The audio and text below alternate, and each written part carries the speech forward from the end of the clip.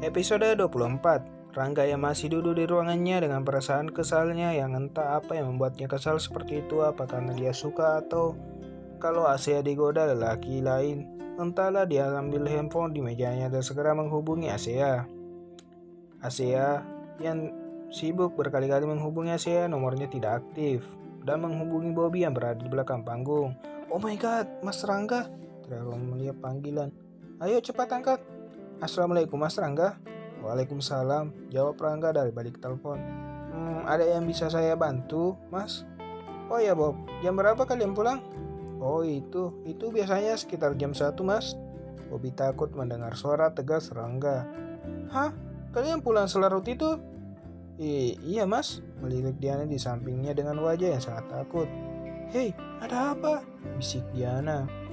"Ya sudah, beritahu bos kalian kalau aku yang akan menjemputnya," perintah Rangga. Iya Mas, nanti aku kasih tahu." Telepon terus putus setelah Rangga mengucapkan salam. "Ya ampun Yang, rasanya jantungku ingin copot. Kenapa sih?" Diana sangat heran melihat raut wajah Bobby. "Tahu nggak, pulang nanti kita akan dijemput Mas Rangga." "Hah?" Diana sangat kaget. "Dan kamu tahu, dari nada bicaranya sepertinya orang kesel gitu." "Masa sih? Tapi kenapa Mas Rangga kesel?" Diana ikut bingung. Terdengar suara para host yang sedang menghentikan sementara acara karena jeda iklan.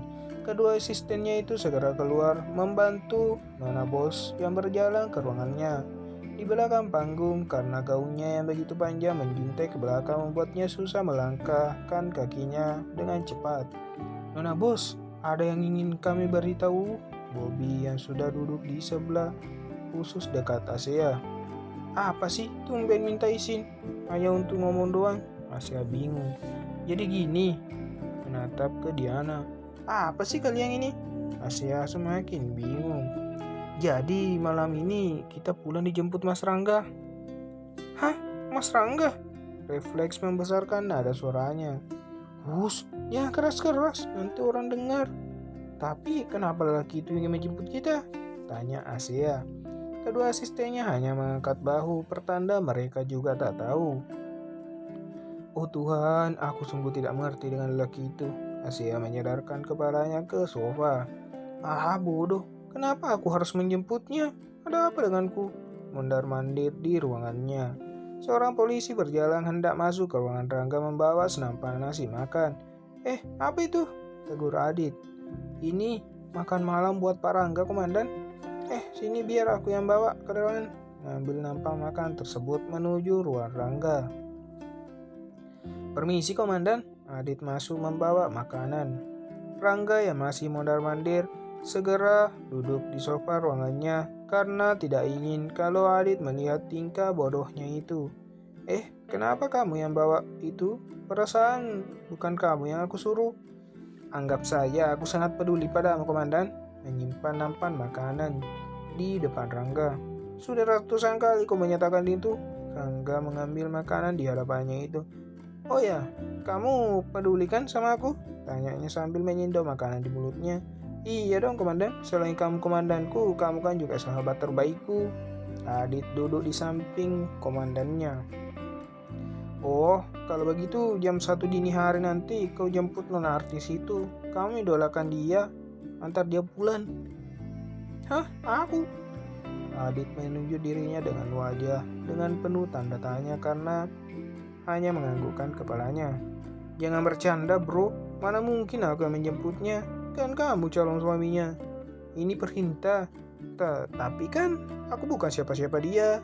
Terus menolak perintah Rangga.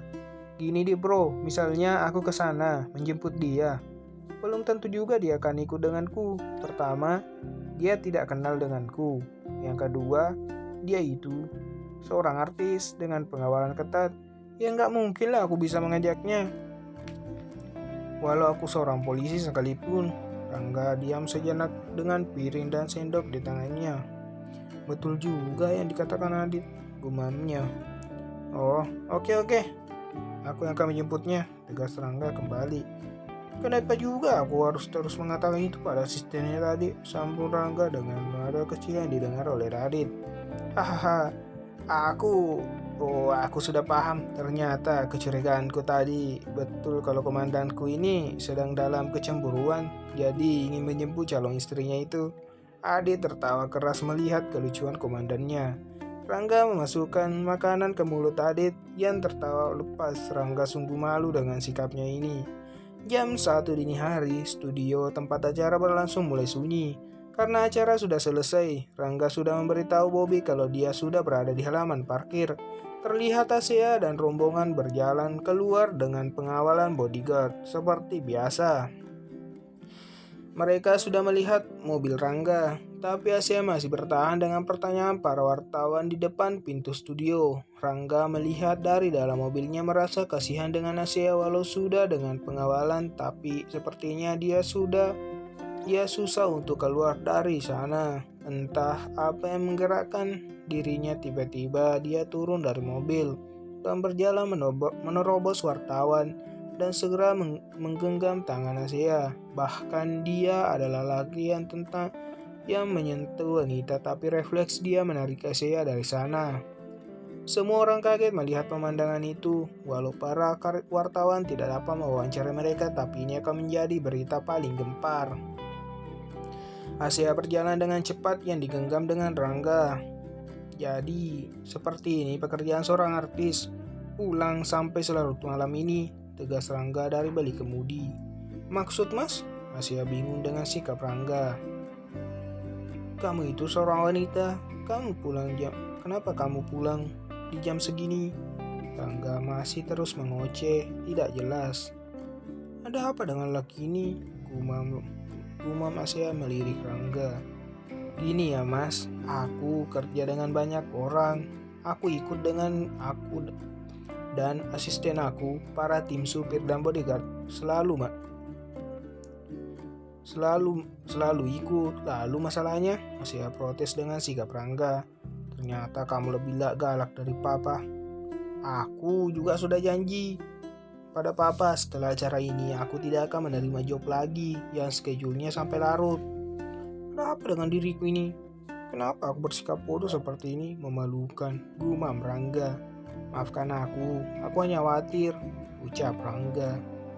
Karena kamu tidak ada bedanya dengan papa. Pasti papa kan yang menyuruh kamu. Tidak usah bawa papamu, sudahlah, tidak usah membahas itu. Syukurlah dia tidak curiga dengan sikap bodohku. Besok jam 6 pagi, bersiaplah. Aku akan menjemputmu, hanya kamu sendiri, tegas Rangga lagi. Hah? Mau kemana kita? Di pagi-pagi buta seperti itu. Dan kenapa hanya aku tidak bawa Bobby dan Diana? Kita akan sidang. Aku pikir sidang itu sudah tidak ada. Gumamnya takut mendengar kata sidang itu. Mereka kembali terdiam hingga sampai rumah mewah Asia. Jangan lupa like, subscribe, tekan loncengnya, dan terima kasih sudah menonton.